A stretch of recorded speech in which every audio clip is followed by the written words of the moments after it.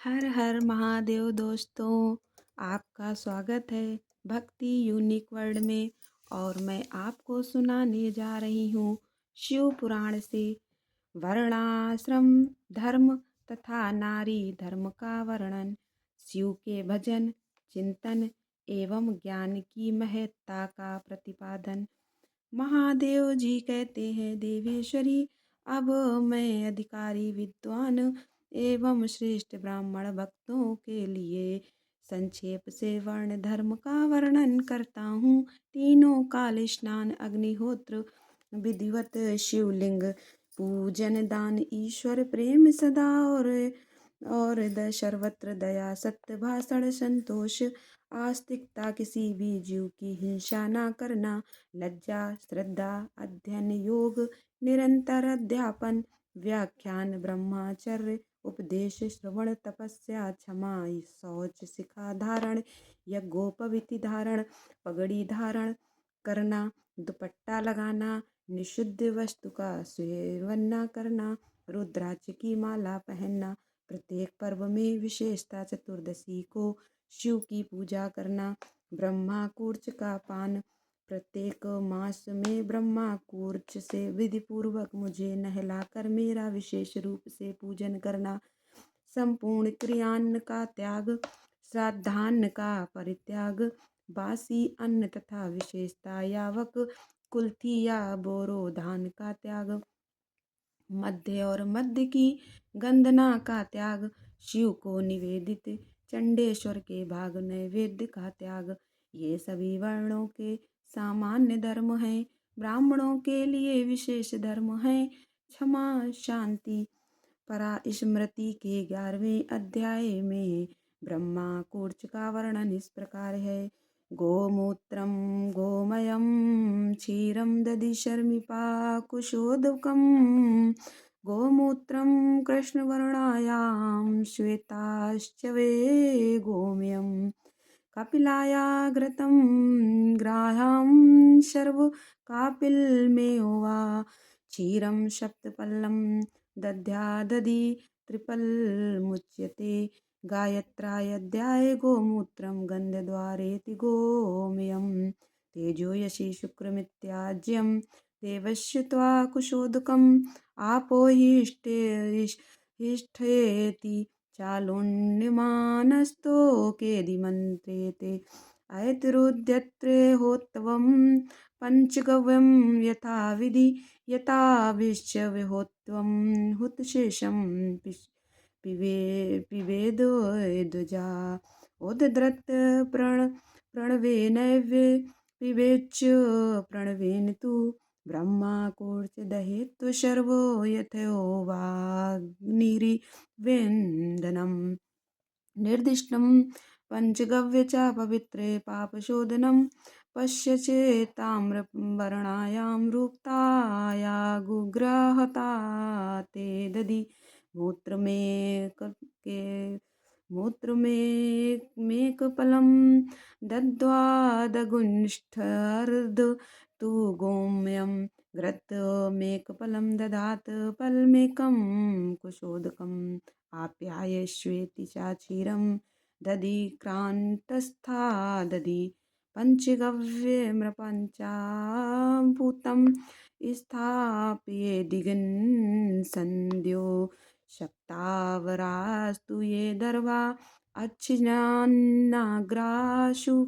शुकवित्स्वाहा इरावती इदं विष्णुशर्मा निस्तोकेति संवती आलोन्गे प्रणवेनैव निर्मथ्य प्रणवेन तु यत्त्वगस्थितगतं पापं देहे तिष्ठति देहिनां पवित्रं त्रिषु लोकेषु देवताभिरधिष्ठितम्।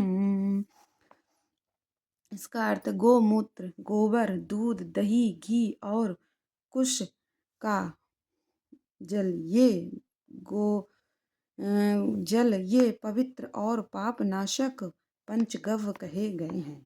कुशोदक मिश्रित पंचगव्य की ब्रह्मा कूर्च कहलाता है। ब्रह्मा कूर्च का विधान करने वाले को उचित है कि काली गौ का गोमूत्र सफ़ेद गौ का गोबर, तांबे के रंग की गौ का दूध, लाल गौ का दही और कपिला गौ का घी अथवा कपिला गौ का ही गोमूत्र आदि पांचों वस्तु लाएं।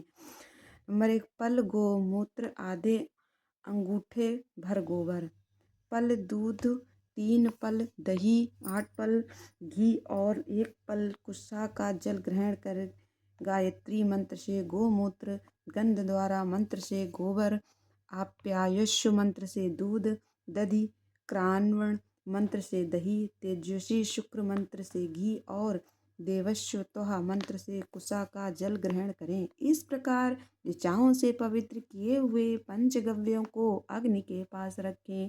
आपोहिष्ठा मंत्र से गोमूत्र आदि को चलाएं। मानास्तु के मंत्र से अभिमंत्रित करें। मथे इरावती इदम विष्णु मानस्तु के और संगवती इन ऋचाओं द्वारा अग्रभाग से युक्त 7 हरित कुशाओं से पंचगव्य का होम करें। होम से बचे हुए पंचगव्यों ओमकार पढ़कर मिलाएं। ओमकार उच्चारण करके मथें, ओमकार पढ़कर उठाएं और ओमकार उच्चारण करके दुज पिएं। जैसे अग्नि काठ को जलाता है वैसे ही ब्रह्मा कूर्च मनुष्यों के तत्वों और हांडों में टिके हुए पापों को जला देता है। देवताओं से अधिष्ठित होने के कारण ब्रह्मा कूर्च तीनों लोकों में पवित्र हुआ है। संतोष सत्य अस्त में चोरी न करना, ब्रह्माचर्य, शिव ज्ञान, वैराग, भस्म सेवन और सब प्रकार की आसक्तियों से निवृत्त इन 10 धर्मों को ब्राह्मणों का विशेष धर्म कहा गया है। अब योगियों यतियों के लक्षण बताए जाते हैं। दिन में विछान भोजन उनका विशेष धर्म है। ये वानप्रस्थ आश्रम वालों के लिए भी उनके समान ही अभिष्ट है। इन सबको और ब्रह्मचारियों को भी रात में भोजन नहीं करना चाहिए। पढ़ाना, यज्ञ कराना और दान लेना इनका विधान मैंने विशेषता क्षत्रिय और वैश्य के लिए नहीं किया है। मेरे आश्रय में रहने वाले राजाओं या क्षत्रियों के लिए थोड़े में धर्म का संग्रह इस प्रकार है। सवर्णों की रक्षा, युद्ध में शत्रुओं का वध, दुष्ट पक्षियों, मृगों तथा दुराचारी मनुष्यों का दमन करना, सब लोगों पर विश्वास करना, केवल शिव योगियों पर ही विश्वास रखना, ऋतुकाल में ही स्त्री संसर्ग करना, सेना का संरक्षण, गुप्तचर भेजकर लोक में घटित होने वाले समाचारों को जानना, सदा अस्त्र धारण करना तथा वशमय कंचुक धारण करना, गोरछा, वाणिज्य और कृषि ये वैश्य के धर्म बताए गए हैं।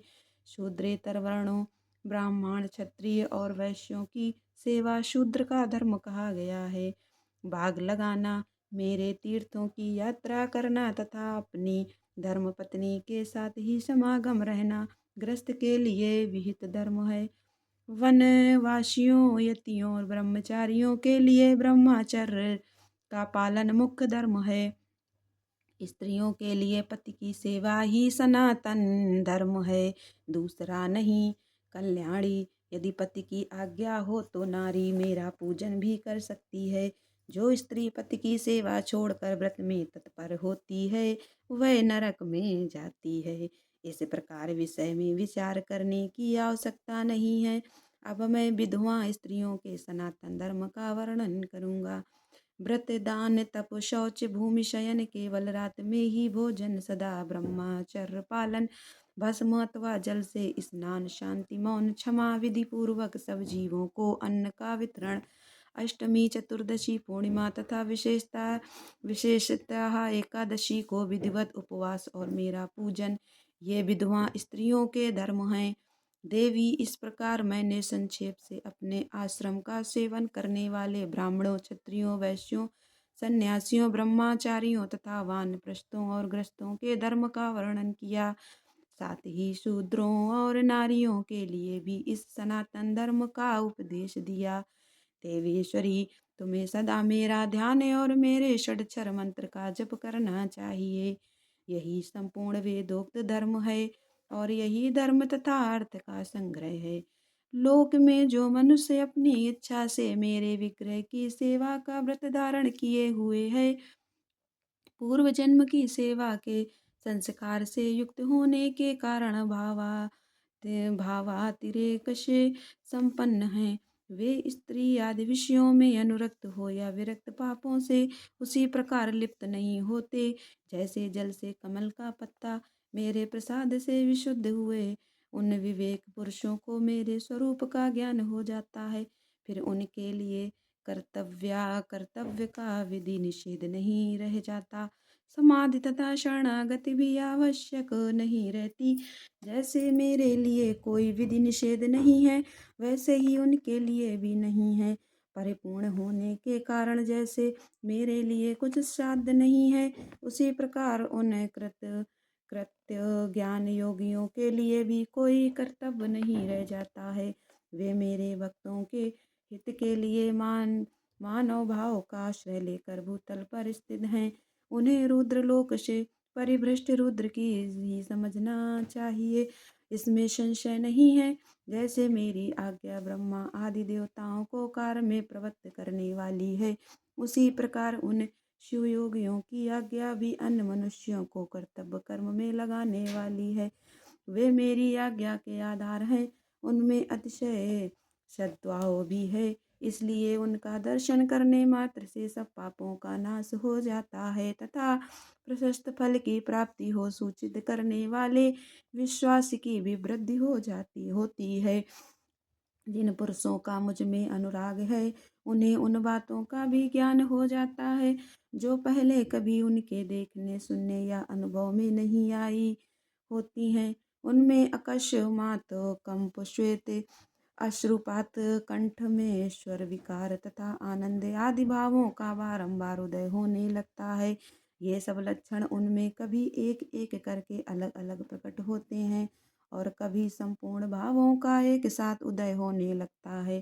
कभी विलग्न होने वाले इंद मंद मध्यम और उत्तम भावों द्वारा उन श्रेष्ठ सत्य पुरुषों की पहचान करनी चाहिए। जैसे जब लोहा आग में तप कर लाल हो जाता है, तब कोयल केवल लोहा नहीं रह जाता, उसी तरह मेरा सानिध्य प्राप्त होने से वे केवल मनुष्य नहीं रह जाते, मेरा स्वरूप हो जाते हैं। हाथ पैर आदि के सा सा साधम्मर से मानव शरीर धारण करने पर भी वे वास्तव में रुद्र हैं। उन्हें प्राकृत मनुष्य समझकर विद्वान पुरुष उनकी अवहेलना ना करें। जो मूढ़ चित्त मानव उनके प्रति अवहेलना करते हैं, वे अपनी आयु, लक्ष्मी, कुल और शील को त्याग कर नरक में गिरते हैं। अथवा बहुत कहने से क्या लाभ। जिस किसी भी उपाय से मुझ में चित्त लगाना कल्याण की प्राप्ति का एकमात्र साधन है। उपमन्यु कहते हैं, इस प्रकार परमात्मा श्री कंठनाथ शिव ने तीनों लोकों के हित के लिए ज्ञान के सारभूत अर्थ का संग्रह प्रकट किया है। संपूर्ण वेद शास्त्र, इतिहास, पुराण और विद्याएं इस विज्ञान संग्रह की ही विस्तृत व्याख्याएं हैं। ज्ञान, ज्ञेय, अनुष्ठेय, अधिकार, साधन और साध्य, इन 6 अर्थों का ही यह संक्षिप्त संग्रह बताया गया है। श्री कृष्ण जो शिव और शिवा संबंधी ज्ञानामृत से तृप्त हैं और उनकी भक्ति से संपन्न है, उसके लिए बाहर भीतर कुछ भी कर्तव्य शेष नहीं है। इसलिए क्रमशः बाहर ब्रह्मा और आभ्यंतर कर्मों को त्याग कर ज्ञान से ज्ञेय का साक्षात्कार करके फिर उस साधन बुद्ध ज्ञान को भी त्याग दें। यदि चित्त शिव में एकाग्र नहीं है तो कर्म करने से भी क्या लाभ, और यदि चित्त एकाग्र ही है तो कर्म करने की भी क्या आवश्यकता है। अतः बाहर और भीतर के कर्म करके या ना करके जिस किसी भी उपाय से भगवान शिव में चित्त लगाएं। जिनका चित्त भगवान शिव में लगा है और जिनकी बुद्धि सुस्थिर है, ऐसे सत्पुरुषों को इहलोक और परलोक में भी सर्वत्र परमानंद की प्राप्ति होती है। यहाँ ओम नमः शिवाय इस मंत्र से सब सिद्धियाँ सुलभ होती हैं। अतः परावर विभूति उत्तम मध्यम ऐश्वर्य ही प्राप्ति के लिए इस मंत्र का ज्ञान प्राप्त करना चाहिए। हर हर महादेव दोस्तों।